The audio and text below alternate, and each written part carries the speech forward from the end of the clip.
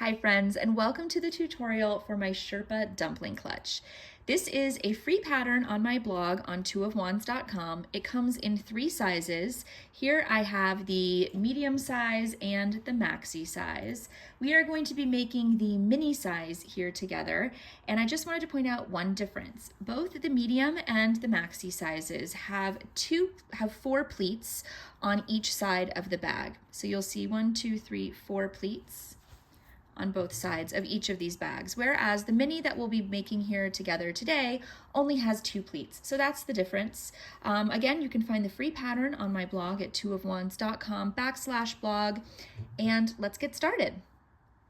For this project, I am going to be using Lion Brand's Feels Like Sherpa yarn, which comes in 3.5 ounce or 100 gram skeins containing 68 yards or 63 meters. Now you'll need a different amount of yarn depending on the size of the clutch that you're making, so make sure to check out the materials list in the free pattern on my blog and make sure you've got enough yarn for the size that you want to make. I'll be using an 8mm hook, which is what is recommended for the pattern, but of course make sure to swatch first and ensure that this size works for you and gets you the same gauge as what is listed in the pattern. You'll also need a pair of scissors, a bunch of stitch markers, you'll see why shortly, and one of these rectangle lock purse frames. So these open and close like so. And we're going to be using this along the top edge of our clutch to keep it closed and together. Let's take a look at one of the other clutches in the medium size so I can talk to you more about the construction. So this is the medium size clutch. We are going to begin all 3 of these with a rectangular base at the very bottom of the bag, and then we will be crocheting around the perimeter of that rectangle and working in turned joined rounds until we reach the height of the clutch. Once we reach that point, we are going to work one more round where we create these beautiful pleats here that add to the kind of dumpling nature and shape of the bag. And then we're going to be crocheting directly onto that purse frame. Don't be shocked, I haven't woven in my ends yet on this bag. But you can see how beautifully this opens and closes and really gives a lot of structure to this purse. It's so nice. But many patterns will have you weave a length of yarn around connecting the body of the bag to the frame. So you would put your yarn onto a tapestry needle and kind of go around in a circle around the frame. I found that because this yarn really hides everything, I was able to crochet directly onto the frame. It does create this little ridge here, but because, again, this yarn hides everything and it is a nice chunky weight yarn, that ridge doesn't bother me as it's on the interior of the bag, and I found crocheting onto the frame to be a lot less tedious and much, much easier. So that's what we're going to be doing today. As I mentioned, the small bag, that mini size that we are making today, does not have 4 pleats. It only has 2. So it's going to be slightly different, but the techniques are all the same. So let's get started. If you are unfamiliar with working with a yarn like this, you can go check out the video that I'm linking in the description below, where I go over lots of tips and tricks when it comes to knitting or crocheting with a fuzzy yarn like this, where you can't see your stitches. And I'll be touching on some of those concepts throughout this tutorial as well. So you're going to begin with a slip knot and your foundation chain. For this smallest mini size, I've got a foundation chain of 23. So I'm going to go ahead and make each of those chains now.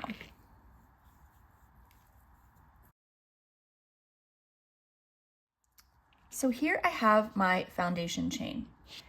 Now we are going to start incorporating some stitch markers. So I'm going to have my little pile here nearby. We are going to be working single crochet down this whole row, and single crochet rows begin in the second chain from the hook. Again, it can be really difficult to locate and find your stitches. I've found that the foundation chain is actually the toughest of spots when it comes to locating where those chain spaces are. Once you have more of a fabric established, it's much easier to find the stitches. So you want to use I used my ring finger of my left hand and my thumb to kind of feel around and locate where these chains are. And you can even poke your finger through the back of them a little bit to help you see and guide your hook into where you need to go. So this is the first chain from my hook, and this is the second chain. So this is where I'm going to begin my single crochet. I am putting a single crochet into that stitch. Now, I am going to put a stitch marker at the beginning of each row so I can keep track of how many rows I'm working. That is because it's nearly impossible to count your rows when you can't see your stitches either. You also can't see your rows. So this will just help me, especially if I put my project down and I'm not counting, or if I lose count. This will really help me keep track of where each of those rows are so I know how many I have total. And some patterns you will work to a measurement. We are actually working a specific number of rows here, not just a measurement. So this is my first stitch. Then I'm going to locate the next chain space here and put another single crochet.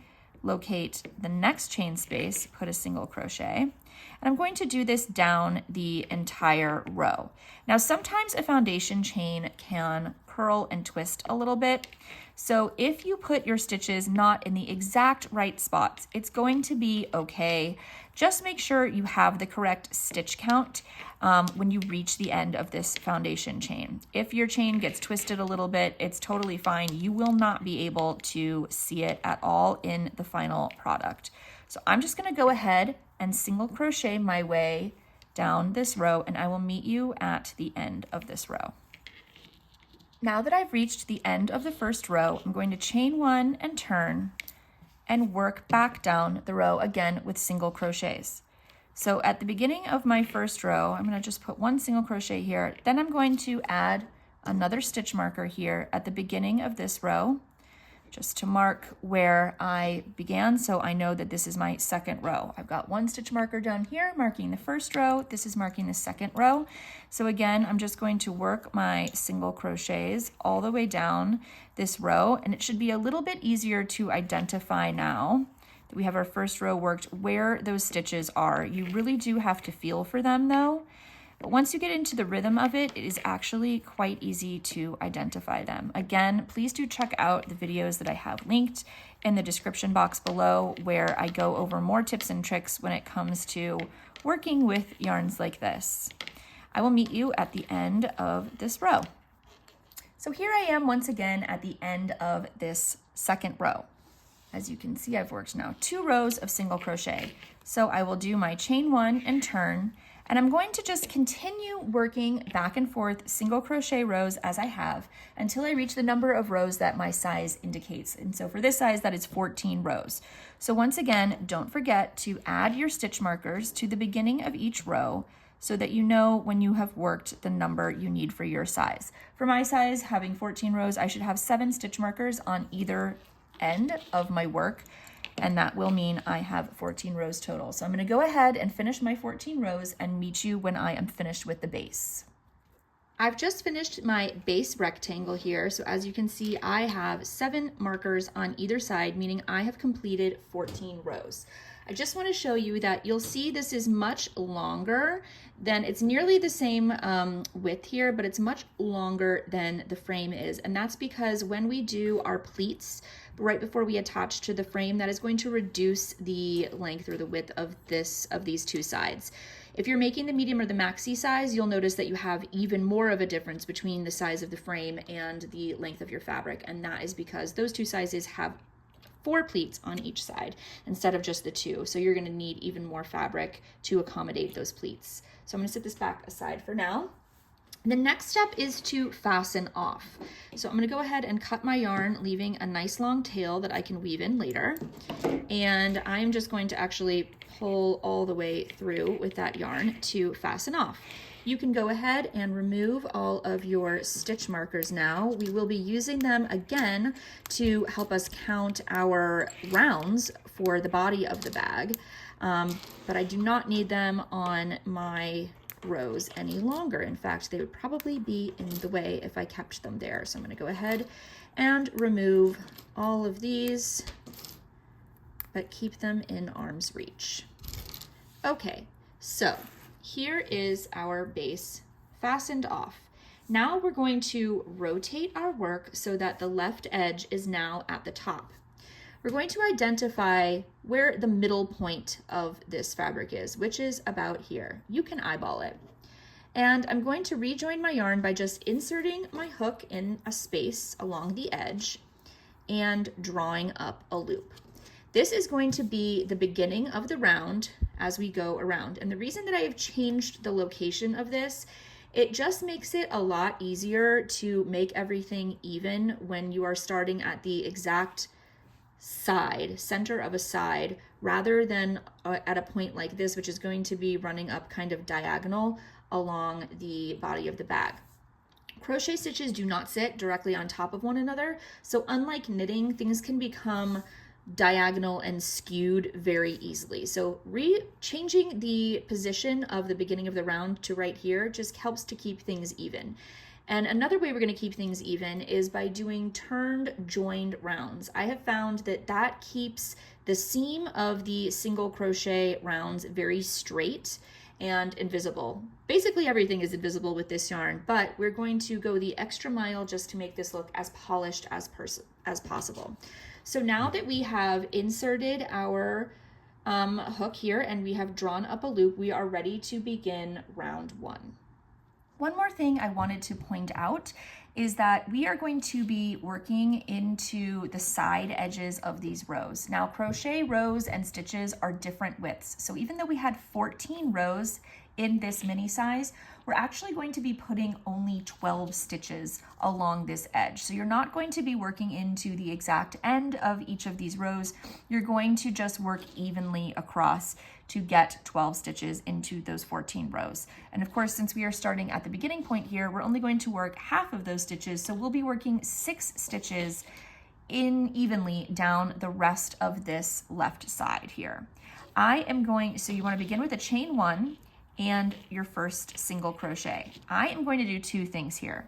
I'm going to mark the top of that stitch so I know exactly where to join when I reach the end of this row.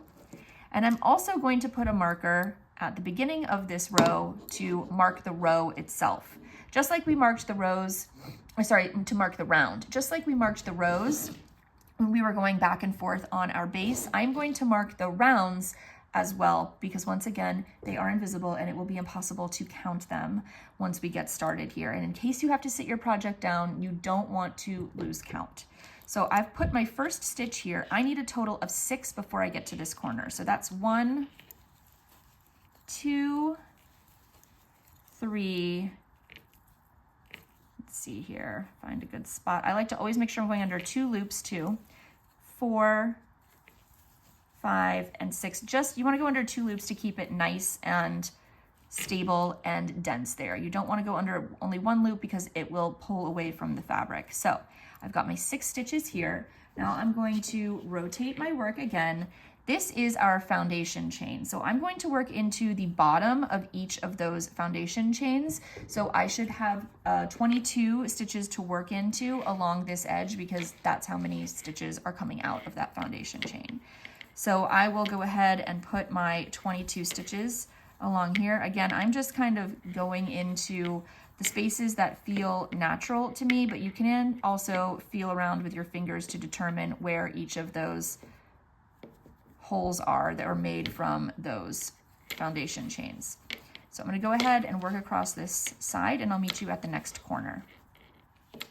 Okay, and so now I've worked all along the foundation chain. I'm going to rotate my work again. Now we're at what was the right side edge. So we are going to work 12 stitches into the side of these 14 rows. So once again, just kind of eyeball it and go into spaces evenly across. So I'll start here.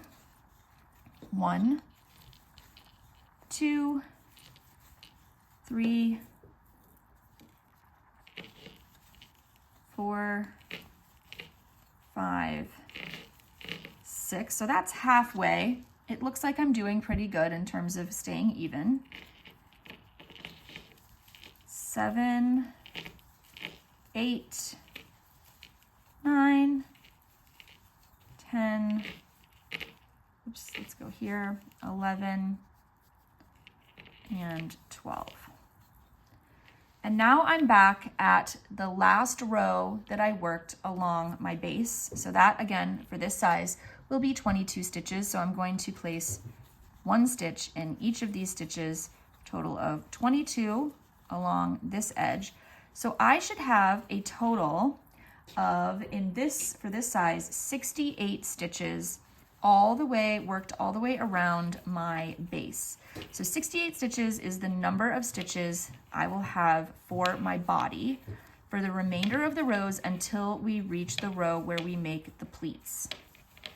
I am going to just finish this off, end of this row, and then I have to work the remaining 6 stitches evenly across here to the end of the row, and I'm going to meet you there. All right, I've just placed my final single crochet into this last space here, so I have 68 stitches total, and now I need to join to the first single crochet I made, which is why I'm very happy that I added this stitch marker here to the top of that stitch so I know exactly where it is and it's easy to identify. So I'm going to remove that, and I'm going to, I see how I keep my fingers holding this here so I know exactly where to place my hook. I'm going to slip stitch into that first single crochet. Now, when we turn our round to begin the next round, we do not want to put our first stitch into that slip stitch. We want to put it into the last stitch of the previous round. So that's right here. If it helps you to put a marker real quick on that stitch, please do so. To keep this seam or this connecting line of where we're going to join each round straight, going straight up and not skew to the left or right, we need to not work into that slip stitch. So I kind of just like to keep my finger sort of in it as I'm turning so I know to skip that part. So that is what I'm going to do. I'm going to chain 1, and now I'm kind of transferring it over to this hand, still holding on to that slip stitch. So we turn at the end of each round. That is another thing that helps keep that seam straight.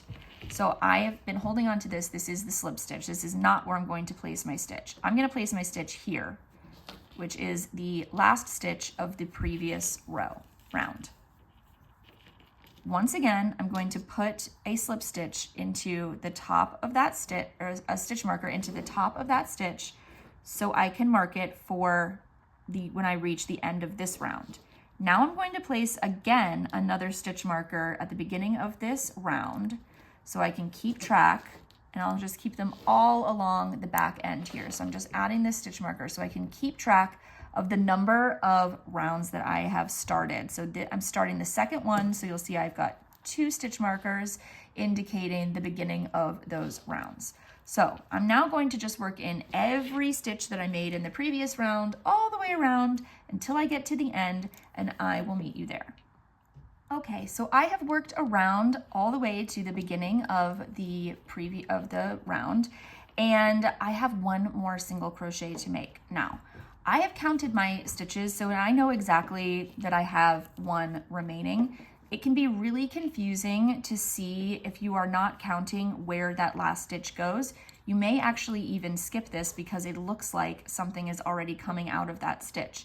But since we skipped the slip stitch when we turned and began this round, this is where that slip stitch was coming out. So this is actually our final stitch, goes right into that space there. So make sure you're counting your stitches with each round just to ensure that you don't miss a stitch or add one. Now, once again, I'm going to take this stitch marker out, holding that stitch with my middle finger and thumb so I know exactly where to slip stitch in. And again, this is the slip stitch, so I am not going to work into that on the next round. I'm going to start in this last stitch of the previous round. So I'm going to chain 1 and turn, and again, I'm kind of pinching that slip stitch so I know not to work into it. Now I'm back on a right side round. I'm going to work my first single crochet into that first stitch, skipping the slip stitch, and I'm going to pop this back onto the top of that first stitch so I know exactly where to connect. I'll take another stitch marker to mark the beginning of this round. So you can see this is 1, 2, 3. This is my 3rd round of my body. Now, even though the fabric looks exactly the same on the front and the back, there is a right side and a wrong side, and that is just because we want to put the pleats on the right side so that they face the right direction. So even though the fabric looks the same, there is a right side and a wrong side. All of your odd numbered rounds are going to be right side rounds, and all of your even numbered rounds are going to be wrong side rounds. I like to have my stitch markers facing the right side just so I know where when I'm on a right side round, even though I'm marking them as well. So it's easy to count. There's 3, which is odd, which means I'm on a right side round. And I like to keep all of the tails as you can see, on the wrong side. So I also know I can easily identify the wrong side that way as well. So now you're just going to follow that exact same process of single crocheting all the way around, connecting to the first single crochet you made. Remove your marker, chain one, turn, and begin the next round in that first stitch, not in the slip stitch. You're going to do that for the number of rounds indicated in the pattern for the size you're making, and I will meet you at the end of those rounds when we are ready to work our pleats. Here is my finished body portion of the mini size bag. I have worked all 12 rounds needed for this mini size. And as you can see, I've got my stitch markers here on the right side. I have just slip stitched to join my last wrong side row. So for this size, that's the 12th round. And I'm going to now begin the round where we are making our pleats. So that number is going to be different depending on the size that you're making. So for the mini size, that's going to be round 13. In the pattern, it just says next round. So I'm going to go ahead and remove all of these stitch markers before we begin that next round because they're no longer necessary. Okay, I've zoomed in a little bit and I just placed my hook back on that final slip stitch that joined this round, the last round of my body. And I'm going to now do my chain one and turn. And once again, I am still going to be skipping that slip stitch. So if you weren't holding on to it when you turned your round and you don't remember where the slip stitch is, this is the chain one. The next available space is going to be that slip stitch that joined the previous round. So it's actually the next space where you're going to be working your first single crochet of this round. And I am going to continue to mark this first stitch just so I know where it is when I reach the end of the round so I can easily identify it and do my slip stitch into that stitch. So now we are going to be, again, following the instructions for the size that you're working. I am working the mini size, which means I'm going to single crochet 8 before I make my first pleat. So this is my first single crochet. 2, 3, 4, 5, 6, 7, and 8. Now you're going to want to follow the instructions towards the beginning of the pattern for the left pleat. Now, before we begin our pleats on the actual fabric with the Feels Like Sherpa, I wanted to give a little demonstration using Hue and Me because it's going to be a lot easier for me to really show you where your stitches are going and how to work these pleats since you can see the stitches with this yarn. But I wanted to point out we have two different kinds of pleats. So we've got our left leaning pleats, meaning the fabric is folding over to the left.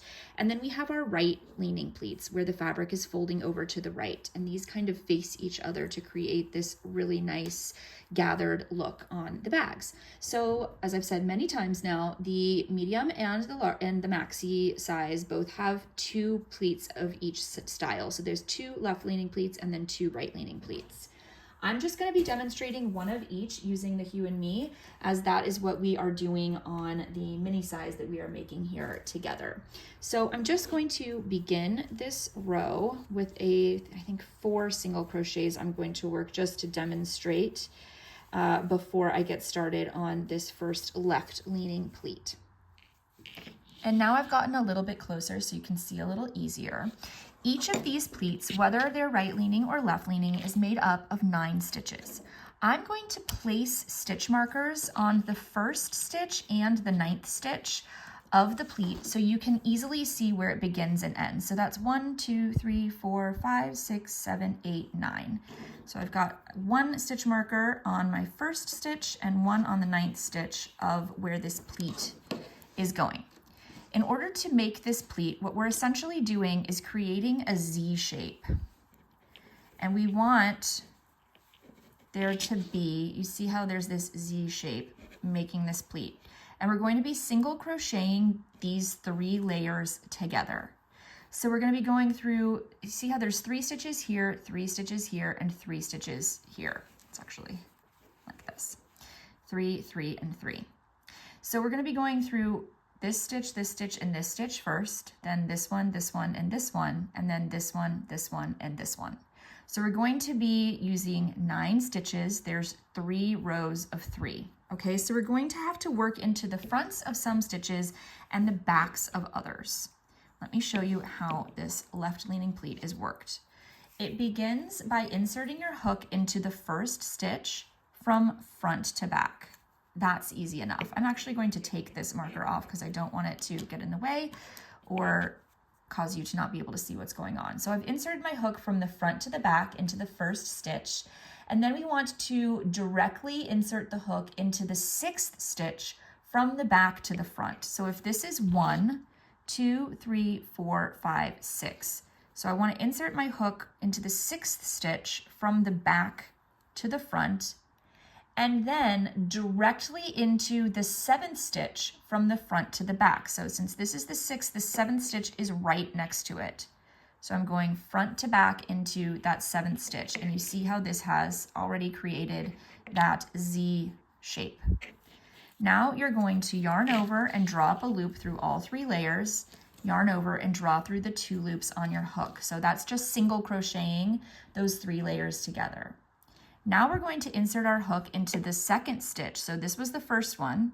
This is the 2nd stitch. So insert into the 2nd stitch from the front to the back, and then into the 5th stitch from the back to the front. Now, you can either just go directly through this space here and this space here to complete this step, but for the sake of following the directions specifically, I'm going to show you really what we're doing here. So this is the 2nd stitch. We inserted our hook front to back. 3, 4, 5. This is the 5th stitch, okay?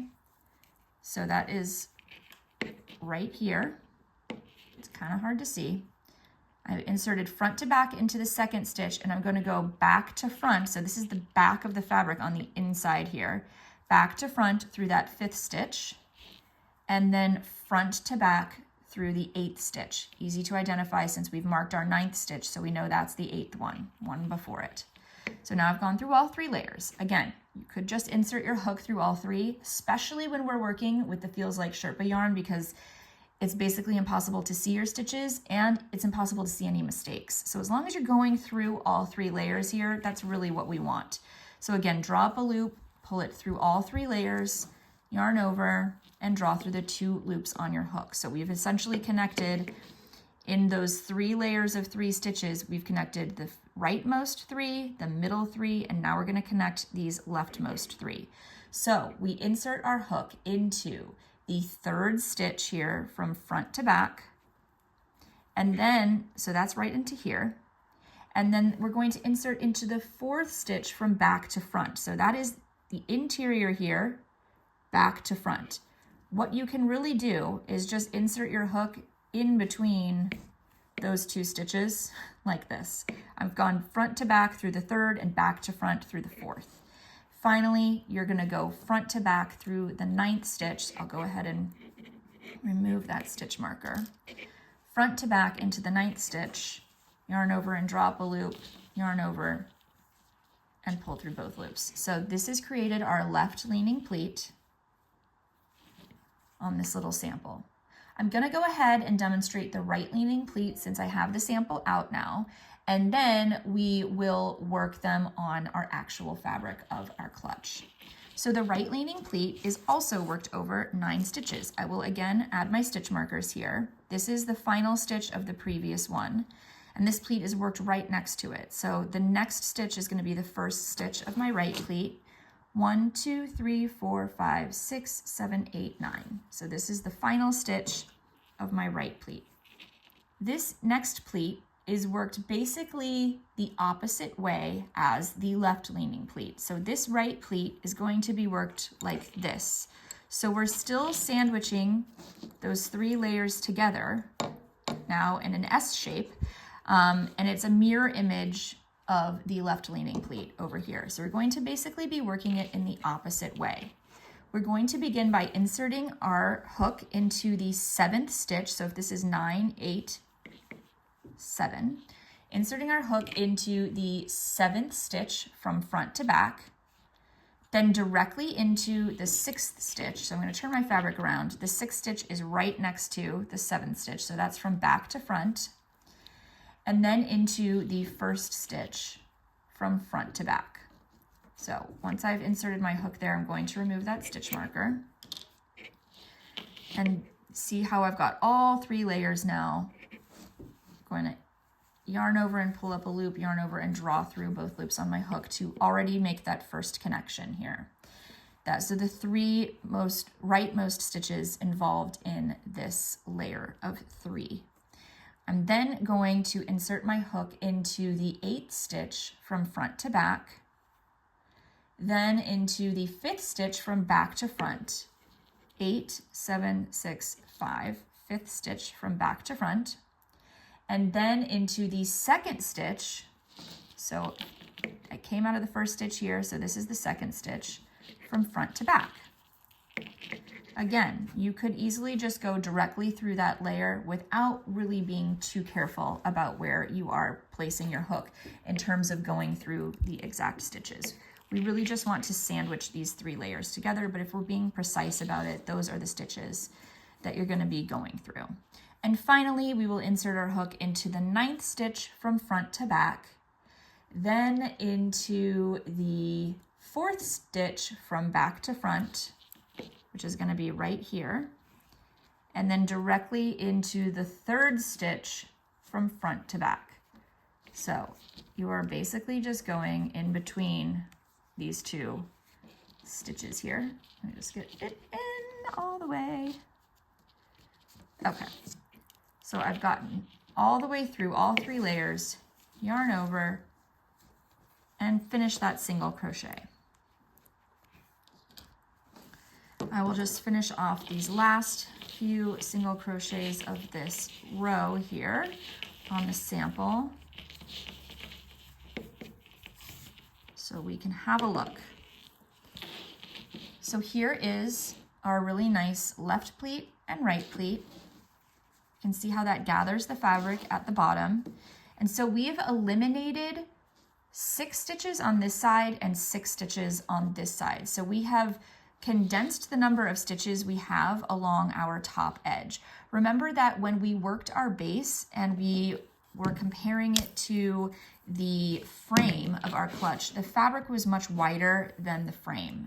And that's because when we work these pleats, it condenses the stitches. And so now it's going to be the size that actually fits onto our frame. So let's go ahead and work our pleats on our actual clutch. So I'm back here. I've worked my 8 stitches for the mini size before my left leaning pleat begins. So I'm going to place the stitch markers on the 1st and the 9th stitches of this pleat. So that's 1, 2, 3, 4, 5, 6, 7, 8, and 9. And I'm going to begin the pleat exactly the way I demonstrated with the Hue and Me fabric sample. So I go into the 1st stitch from front to back. I'm going to go ahead and remove that marker. Then into the 6th stitch from back to front. So that's 2, 3, 4, 5, 6. And then directly into the 7th stitch, the one right next to it, from front to back. Yarn over and draw up a loop, yarn over and pull through the 2 on your hook. Like I said when we were making that little sample, it's really, really hard to see your stitches here, and it's hard to see any mistakes. So once you're looking at the bag after you've made this pleat, you won't be able to tell that you went directly into these stitches. What you want to do though is go into the 2nd stitch from the front to the back, then directly into the 5th stitch, which is right behind it, from the back to the front, then directly into the 8th stitch from the front to the back. So I really just went through all 3 layers, yarn over and draw up a loop, yarn over and pull through the 2 loops on your hook. Finally, we're going to go into the 3rd stitch from the front to the back, then directly into the 4th stitch from the back to the front, then directly into the 9th stitch from the front to the back. So again, I've gone through all 3 layers. However, this layer is really just going through the corner there, the edge, because you're going into one stitch and then right out the back of the one right next to it. So you're kind of going around the post of that stitch. Then we're going to yarn over and draw through, yarn over, and finish off our single crochet. So there we have our left leaning pleat. Now we will go right into the right pleat. So we just came out of this stitch here. So the right pleat is going to start in the next stitch. Again, I'll put my stitch marker on the 1st and the 9th. So that's 1, 2, 3, 4, 5, 6, 7, 8, and 9. This one, just like on our sample, is worked in basically the opposite way as the left leaning pleat. So we're going to start in our 7th stitch from front to back. Then we're going directly into the stitch right next to it, the 6th one, from back to front, and then into the 1st stitch from front to back. So I will remove my stitch marker, and I've got all 3 layers lined up. Yarn over, pull up a loop, yarn over, draw through both loops on your hook. That's the 3 rightmost stitches. Now we're going to work the 3 middle stitches in this line. So we're going front to back into the 8th stitch. Then we're going back to front into the 5th stitch, which is the one right behind it. And then we're going into the 2nd stitch from front to back, the one right behind that one. You see those are all in a line. Yarn over, draw up a loop, yarn over, pull through both. To finish it off with our final single crochet through all 3 layers, we go into that 9th stitch from front to back, and then into the 4th stitch from back to front, and then into the 3rd stitch, which is right next to it, from front to back. Yarn over, draw up a loop, yarn over, pull through both. So we've now completed both of the pleats on this side. Let me pull out so I can show you a little bit more here and you can get a better perspective of this. So this is one side of our clutch with both of those pleats now facing each other. So if we go back to our instructions, after we've finished for the other 2 bigger sizes, you're going to have 2 of these per side, but I'm making the mini one, so I have finished my left pleat and my right pleat. Now I'm going to single crochet 9 stitches. So 1, 2, 3, 4,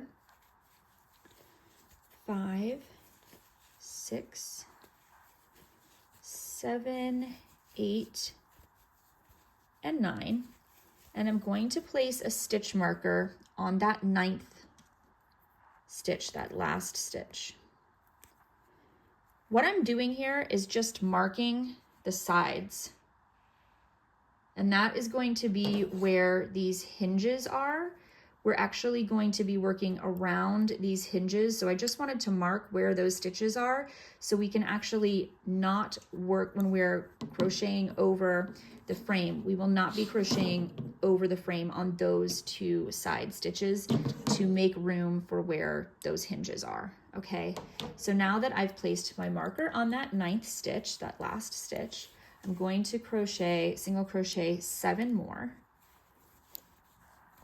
1, 2, 3, 4, 5, 6, and 7.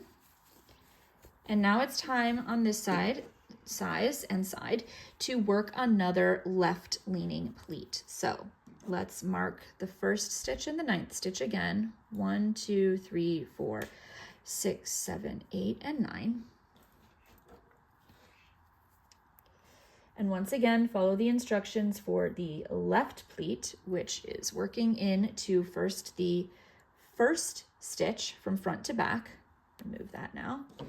Then directly into the 6th stitch. So 1, 2, 3, 4, 5, 6 from back to front. And then directly into the 7th stitch, the one right next to it, from front to back.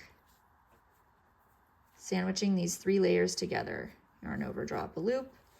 Yarn over, pull through both of these. Then again, you can just go through all 3 layers in one go like this without paying too much attention to where those stitches are. But it is, once you start, you've done this a few times, it gets really easy to identify where those stitches are based on where the holes are, okay? So there's our left leaning pleat. I'm gonna take this out and move it 1 over to begin our right pleat. So 1, 2, 3, 4, 5, 6, 7, 8, and 9. My second marker will go here. And I'm going to work this in the opposite way again. So I'm going to start in the 7th stitch here from front to back, directly into the 6th one right next to it, from back to front, and then into that first one from front to back. Finish off your single crochet, and then work through all 3 layers, starting in the next stitch, and then through this layer, and then through that layer. And then finally into the 9th and final stitch of this pleat, and then into those last 2 stitches there. And we've finished our next pleat. And now for this size, I should have, let's see here, I should have 8 single crochets left before I get to the end of my round. So 1, 2, 3, 4, 5, 6, 7, and 8. Perfect. And now I can slip stitch to join in that first stitch that I made here. Just get under those, under both loops. There we go. So I've joined that final round, okay? And now we are going to be working over the frame to attach it. So I am not going to fasten off. I'm going to keep using this yarn here. I don't even really need to chain 1. You can if you want to. It's not completely necessary. I will, but you don't have to. To turn and begin working our frame, we are going to connect it from the inside. I removed my hook from this last stitch here just to open up the bag to show you how this frame is going to sit in this bag. Now, make sure that your hinges, the round parts, are not, you want this flat part facing down so that the round part of the hinges is facing up, which means that it will open and close that way. You don't want to attach this upside down.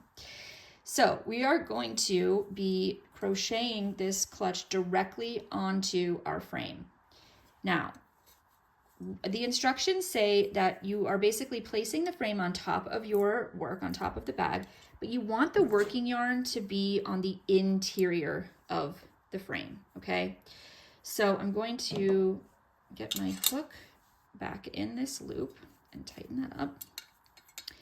You can see that this now with our first single crochet, we're basically going to crochet into each stitch all the way around the bag. We're going to go into each stitch twice, and we're going to be crocheting over the frame of the clutch as well. So we're going to start to the left of this side hinge, and I'm going to single crochet. It's a little difficult to do this holding this up in the air like this. So you're going to single crochet over the frame and the stitch at the same time. So in order to do that, you see this working yarn has to keep wrapping around that frame. So that's my first single crochet. And now I'm going to go into that same stitch once more. So this working yarn is going first over the frame because I have to grab it from behind to bring it around. Now that working yarn is coming from behind, but when I yarn over to draw through that single crochet, it is putting it back in the front. So I've effectively put 4 strands of yarn around the frame, just coming out of that one stitch. So we're going to do that in each stitch all the way around the frame. Let's work a couple more together. Insert your hook to begin your single crochet, reach around and draw up the first loop there, and then yarn over to pull through both loops on your hook. That's our first single crochet into this next stitch. So we're going to work one more into it. Okay, and you're just going to do that in every stitch all the way around. So I've got my next one here. First single crochet into that stitch.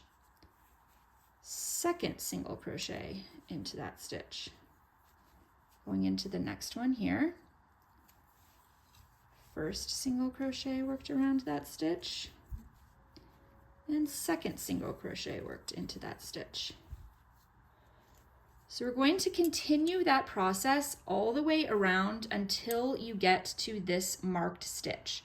I'm going to go ahead and do that off camera and meet you there. Here I am. I have worked my single crochets all the way around this side of my clutch frame. I have reached my marked stitch. So remember I said we're going to not crochet into this stitch over the frame in order to leave space for our hinge here. So what we're going to do is just slip stitch into this stitch here without going over the frame. Taking away my stitch marker here. So instead of putting this over the frame like I have been with my single crochets, I'm just going to slip stitch into that marked stitch right there, and that effectively leaves room for that hinge. Now I can go and work the other side, again working 2 single crochets into each stitch around and working over the frame at the same time. So what that looks like again is inserting your hook into here, going around and grabbing that loop and then yarning over and going through both loops on your hook to finish your single crochet. And you see how it leaves that space there. So I'll work a second single crochet into that same stitch. And once again, I'm just going to do the same thing all the way around, putting 2 single crochets into each stitch while simultaneously working around my frame. So I'm going to go ahead and continue this all the way around, and I will meet you at the end of the round when we reach this side. We're basically going to do the same thing we did over here with that last stitch of the round. So I'll meet you when we get there. Okay, here I have reached my final stitch. So again, instead of single crocheting twice into that and over the frame, I'm just going to do a slip stitch into that stitch without going over the frame. And now I can go ahead and trim this. Let me grab a pair of scissors and I'll show you what the bag looks all finished. Okay, so I just fastened off. As you can see, there's plenty of space now for the hinge on that side and the hinge on the other side. Let's close her up and see how she looks. Oh my goodness, what a little cutie dumpling. Would you look at that? You can kind of finesse things. Sometimes when you're crocheting around this frame, it will pull all of your stitches over to one side because that's just the nature of crochet stitches. So you can kind of rearrange that by tugging it over just a little bit and zhuzhing where needed to create the perfect little shape. The other side is mimicking this one, so it's the same exact little shape going on over here. These are so fun. I am in love with the mini size. I think it's perfect for a date night. Whereas the other two, also great for date night, but more for an outing where you need to carry a little bit more stuff. Let me show you the comparison of all 3 sizes. One moment. So here are all 3 sizes. We have our maxi, our medium, and our mini. Each one very beautiful, very squishy, and perfect for a variety of outings and ensembles. I hope you enjoyed this tutorial. Make sure to tag me in your whips and in your finished object posts. I absolutely love to see all of your projects and finished pieces, and I can't wait to see how you style these.